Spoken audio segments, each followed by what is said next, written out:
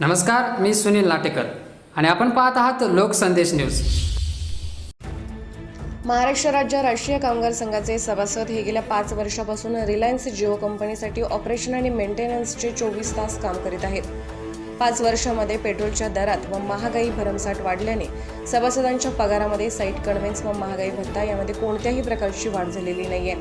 सन 2018 ते 2020 या कालावधीमध्ये महापूर व कोविड-19 यांसारख्या महाभयंकर महामारीच्या संकटाच्या परिस्थितीमध्ये सुद्धा सर्व कामगार वर्गाने स्वतःच्या जीवाची पर्वा न करता कंपनीचे सर्व काम पूर्णपणे केले आहे।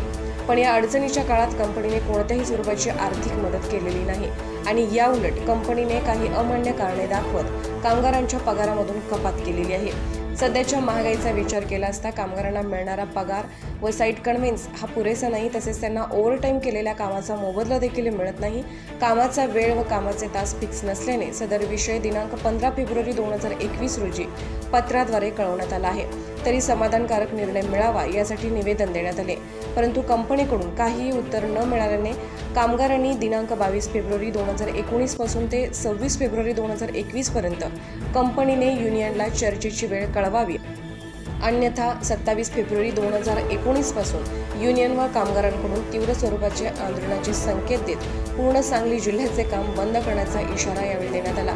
याची सर्वस्वी जबाबदारी ही बॉन्डांडा कंपनीची राहील असा इशारा दिला।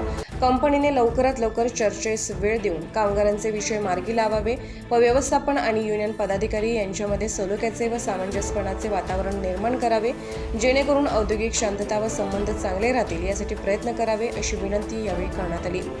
या सर्व प्रकाराबाबत अध्यक्ष सचिन भाऊ अहिर यांच्या अध्यक्षतेखाली Mukesh Ambani, chairman managing director Reliance Jio infocomm limited, manager Reliance Jio Sangli, बॉन्डांडा engineering HR department, zonal lead supervisor Sangli विभाग, तसेच वरिष्ठ पोलीस निरीक्षक विश्रामबाग पोलीस स्टेशन सांगली व वरिष्ठ कामगार आयुक्त सांगली जिल्हा यांना या प्रकाराबाबत निवेदन देण्यात आले। यावेळी सरचिटणीस गोविंद मोहिते, शिवाजी काळे, साईकुमार निकम, शाहरुख नायकवडी तसेच कामगार संघटनेचे पदाधिकारी मोठ्या संख्येने उपस्थित होते।